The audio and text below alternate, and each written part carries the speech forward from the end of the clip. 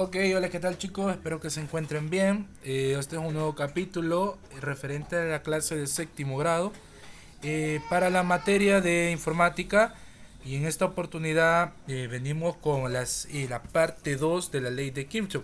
Tal vez la ley de Kirchhoff en la primera parte quedó un poquito sencilla, no se llegó a comprender y el objetivo de esta parte 2 es que todos esos vacíos que hayan quedado en el proceso de aprendizaje de la parte uno se puedan cerrar en esta parte 2.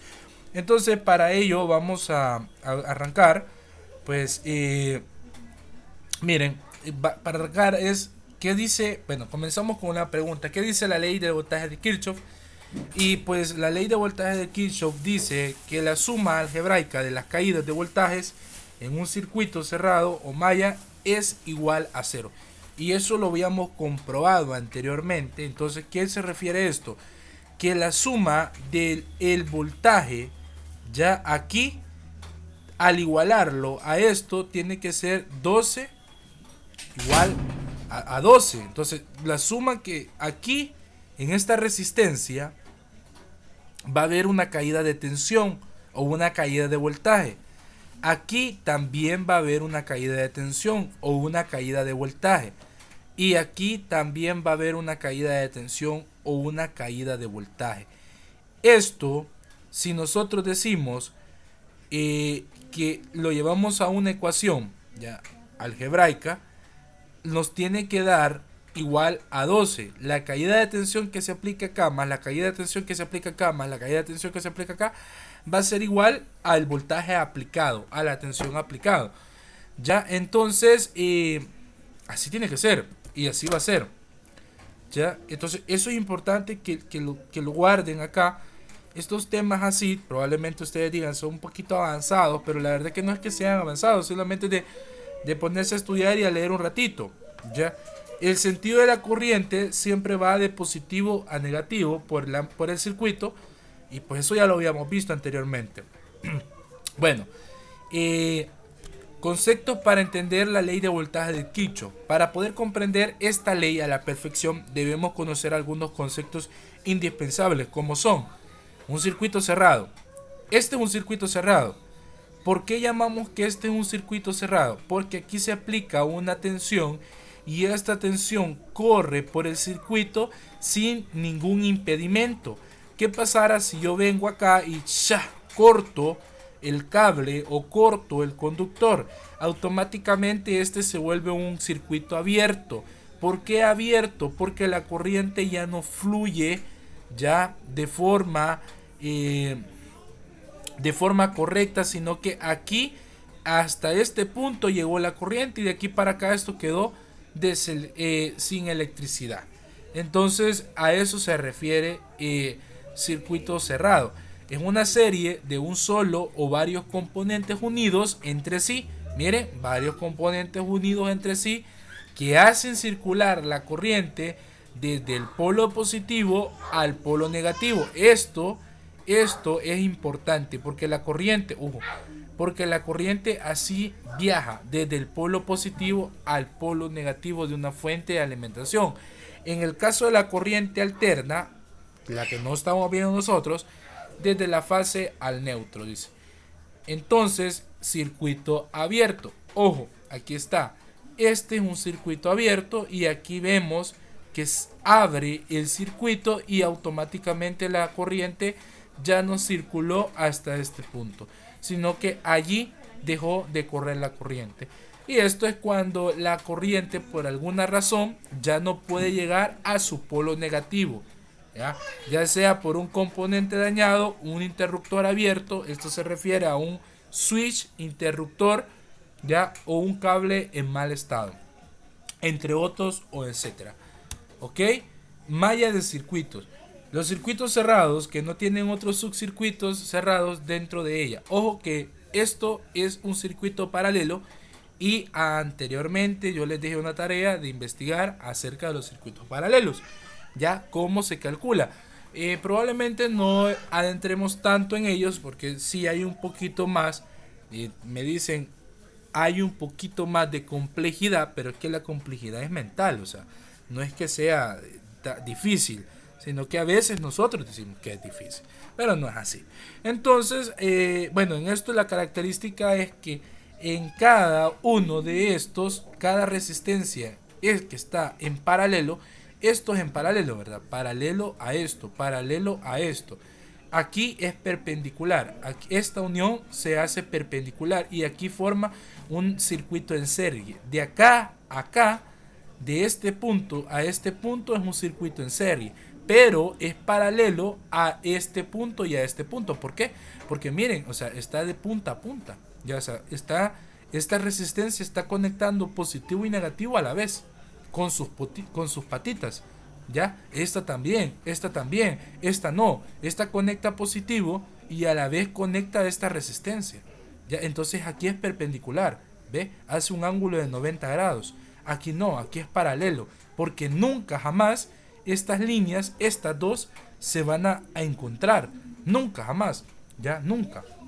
Mientras que en este caso, sí se encuentran. Ya se encuentra acá. Entonces, eso es paralelo. Aquí la diferencia es que cada uno de estos hay una corriente diferente. Aquí circula una corriente diferente.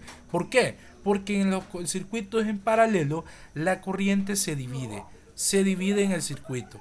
No es igual a la corriente de un circuito en serie. En un circuito en serie la corriente es igual en todo el circuito. En un circuito en paralelo la corriente se divide. En la malla 1 va a haber una corriente muy diferente a la malla 2. Igualmente en la malla 3 muy diferente a la malla 2. Igualmente en la malla 4 muy diferente a la malla 3. ¿Eso por qué? Es por la resistencia en este caso que está generando un divisor de voltaje, de corriente. Este es un divisor de corriente. Entonces allí ya no circula la misma corriente dentro del circuito. Son diferentes corrientes. Entra una corriente, pero son diferentes corrientes. O lógico, al sumar todas estas corrientes va a ser la corriente principal aplicada. Pero para eso hay que llevarlo a la práctica, después a la teoría y después hacer una pequeña fórmula para que ver que esto funciona. Entonces, los nodos es la unión entre dos o más elementos dentro de un circuito eléctrico. En cuanto a los nodos, pueden estar a simple vista o distribuidos a lo largo de un mismo cable, pero a fin me da cuentas de todos estos unidos al mismo cable. Entonces aquí vemos otra vez el mismo circuito del anterior y vemos que aquí está el nodo 1, que también es parte del nodo 1, que también es parte del nodo 1. Aquí vemos que está el nodo 3 y este nodo 3 es único. Es único por lo consiguiente, porque esta resistencia está en medio de este malla. Ya, aquí miren, está tocando esta resistencia y está tocando esta resistencia. Entonces es único. Ya, y el nodo 2 es aquí, aquí y aquí. Ya, porque esta resistencia toca aquí, pero toca aquí. Si aquí hubiera una resistencia más, hubiera otro nodo, ¿verdad? Un nodo 4, ya que estuviera tocando estas dos resistencias que vienen y esta resistencia de acá. Entonces, esos son los nodos, ¿ya? Bueno, y la caída de voltaje, que es la clase que vimos anteriormente, pero que quiero explicar, ¿ya? Va. La ley de voltaje de Kirchhoff dice que la sumatoria de todos los voltajes va a ser igual a 0. Entonces, para calcular la caída de voltaje, yo hablaba con un compañero suyo y me dice, mire, profe, fíjese que esto no mucho le entiendo, quisiera que me lo explicara. Esto es ley de Ohm. Para comenzar es ley de Ohm. No hay ningún nivel de complejidad difícil en todo esto. Simplemente que necesitamos acoplarnos a la ley. Para calcular el voltaje que está cayendo en esta resistencia en R1, nosotros necesitamos aplicar ley de Ohm para esa resistencia. Miren, valor, voltaje de resistencia 1 igual a I por R. Característica principal de los circuitos en serie es la misma corriente por todo el circuito. Entonces, si aquí hay 50 amperios, los 50 amperios van a caer aquí en todo el circuito. Ya si hay 230 voltios, los 230 voltios van a caer acá en todo el circuito. Entonces esa es la característica. Ahora, para saber el voltaje que está aquí, vamos a decir I por R. I por la resistencia de este circuito. Igual acá, I por R. I por el valor de la resistencia de este circuito. Igual acá, I por R. I por el valor de la resistencia de este circuito. Al final vamos a tener los voltajes de cada una, los voltajes que aquí esta resistencia consume, que esta resistencia consume y que esta resistencia consume dentro de este circuito. Entonces al final estos los vamos a sumar y tiene que ser equivalente a la resistencia, al voltaje total, a este voltaje. O sea, si aquí habían 200 voltios, y la sumatoria de esta resistencia tiene que ser igual a 200 voltios. Ya, entonces así de sencillo es esto.